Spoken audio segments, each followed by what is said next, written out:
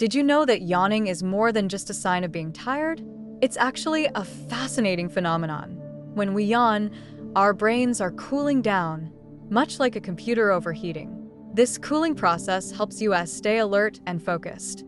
But here's the kicker: yawning is contagious. When you see someone yawn, your brain instinctively wants to join in. It's a way for our minds to sync up with those around us, creating a bond. So, go ahead, take a deep breath and yawn with me. It's not just a reflex, it's a quirky connection we share as humans. Isn't that cool?